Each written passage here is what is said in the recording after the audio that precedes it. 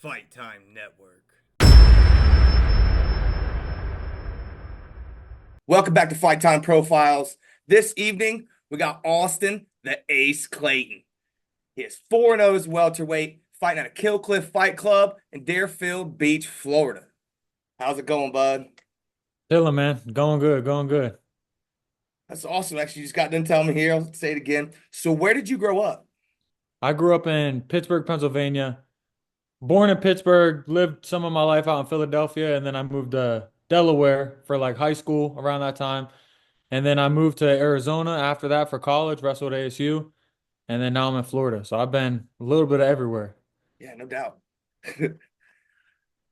So, you've had a good amount of amateur fights and professional fights so far. What's your favorite experience so far?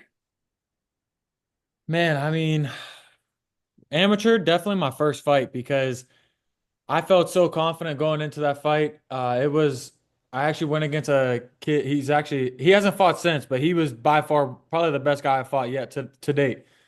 He was another Division I wrestler. He was like a four-time state runner-up, I think, for Arizona. So high school was good. I think he was a brown belt in jiu-jitsu, black belt in judo, had all the grappling skills. But I knew I could beat him in wrestling because we wrestled at the same college together. And Gotcha. but I went in there, man, my first fight, and I just felt like I had such a point to prove to everybody, like even down to my own parents. I wanted to show them that like I could do this, like I could really do this, I can make a career out of this.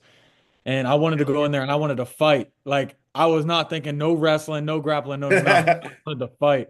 And I went in there with the fight mindset, and man, dude, he gave me a hell of a fight because he just wanted to grapple the whole time, and I had the biggest adrenaline dump. But it was just such a great experience because I was able to fight through the adversity, and that was actually my only decision up until this point. So that was the first time it was only 9 minutes, but it was the longest 9 minutes of my life, dude, because in the first 30 seconds I had the adrenaline drop and I felt the pressure, and it was such a great experience because it's helped me feel so free going to all my other fights now up until now. So Well, it actually runs into my little questions later, but we'll get into a bit more detail with that. So, throughout your training, what's your favorite strike or submission, man? uh man, I love boxing altogether, but I would have to say it would have to be my backhand. Like it just feels so good whenever you're able to connect with the cross.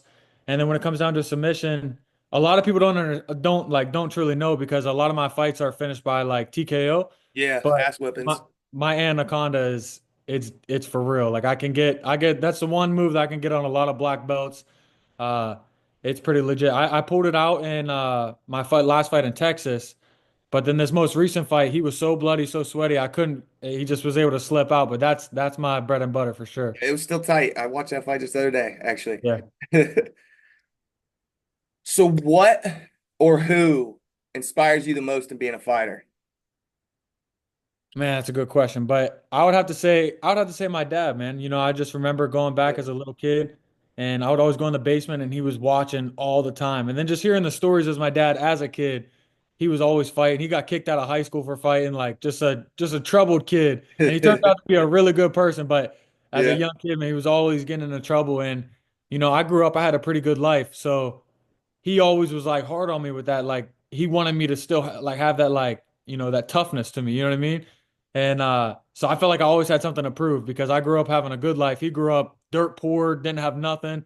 I grew up had a lot of good things going on in my life, and I felt always like the desire to want to prove to him that like I can fight. Just because I grew up in a nice home and got these things doesn't mean I don't have that dog in me. So right. definitely my dad, man. He's always inspired me, and he's just he don't fight no more. He's old now, but man, he's a fighter in spirit. Everything he does, man, just all out. You're only 26. Oof, Yeah. that's what's up. Getting old. Yeah, I can say that. I'm about 33, so I feel you. It comes quick, man. Yeah.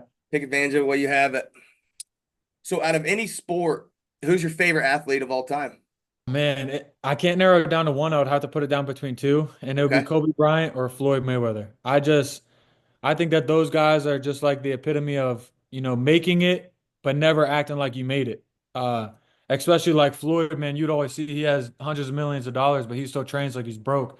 And I Right. just love that mindset because, like I said, I grew up and I've had a great life up until this point. I've been super fortunate for the circumstances that I've come into life with, but I go into every single training session like I'm dirt poor. Like I got nothing for me. Like I got no backup plan. I And feel you. that's always been an inspiration to me, just their work ethic and the way that they approach their crafts. I just that's how I try and go about mine. What's your favorite hobby outside of fighting? Do you have one, or is it just get better every day, ass whipping It's above? Yeah, it's full-time fight club over Fine, man.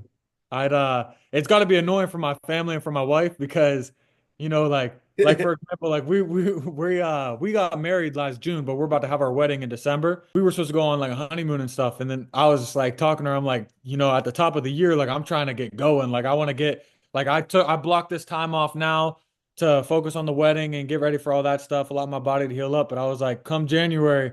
I want to go on a roll because my goal is to make it to contenders next year.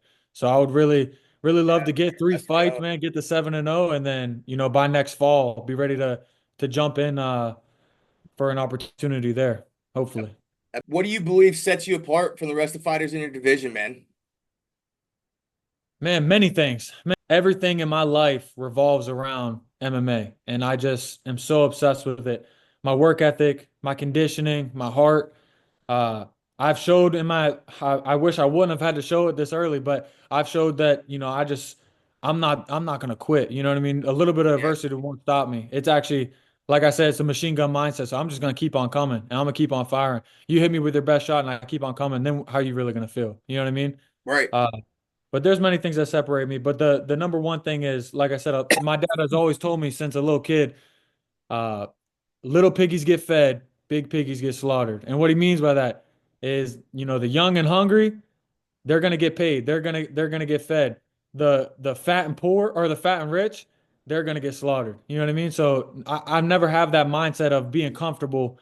I'm always looking to, I'm trying to slaughter some big fat piggies. I wanna be the young, hungry challenger forever. You know what I mean? Whether I'm champion or Get eaten not. by the up and coming dog. Yeah. Always have that mindset. Hell yeah. All right, so let's get to fight talk here. I'll be real. You've been absolutely starching motherfuckers, dude, since you started back in 2022. Only decision was your first amateur fight in March of that year, Yep. right? How have you, how would you say this? How have you been preparing for that one off every time you fight, just in case it goes all three, not where you wanted to be? Do you go extra to make sure you're going to have that card to go all rounds every time? Or are you more focused on the knockout and getting the finish, man? I don't worry about that in the fight because I worry about that in training. When I go in to train, the thing is that these people don't understand is I'm not training for such and such whoever's in front of me. I'm thinking 5 years down the road, 10 years down the road when I'm trying to fight for UFC gold. That's where my mindset is all the time. And so I'm always ready to go 15 or 25 if it would happen to be a title bout. But Yeah. at the end of the day, when I step in that cage, man, I'm looking for a finish at all times because, you could be a really talented fighter, but if you're boring and if you're not willing to take risks out in the fight, Dana White ain't gonna want to sign you. And, Yeah, you know, I- you're right. I'm here, like I said, for legacy base. If I wanted money, I wouldn't probably choose fighting as a sport because I have other avenues I could take. I choose this because I wanna chase a legacy, man, and I want to be the greatest and I want to put my name in the record book. So I go in there every single time looking for a finish, and I just want to be as relentless as possible, man. I just want to take your heart, man. I want to make you really second guess Hell choosing the yeah. fight game. That's what's up. I love when people talk like that, man. Gets me all Uh, hyped. So you got your last win was back on September 27th, Cage Fury 136. Second round doctor stoppage, another ass whip, another name. What was your thoughts though, man, when he survived each round? After round one, round two, you just literally ground and pounded him. You probably hit him over 100 times on the ground, I'd imagine. I don't know if I don't got the exact stats. But what yeah. was going through your head, man, when he somehow made it out of round one, somehow made it out of round two, and would probably stepped out even if the doctor didn't stop it? Yeah. So I took that fight on 10 days notice. A lot of people don't know. I was 25 pounds over. I was weighing around 195 whenever they gave me the call. Wow. And nothing was confirmed. So it was hard to like start making that descent because like, you get these calls a lot, but then things don't happen. And I was trying to get this kid to sign the contract for my last three fights. Like I've wanted to fight him. I love the matchup. I know he's a winner, like, but on the eye test, I never saw nothing too special about him.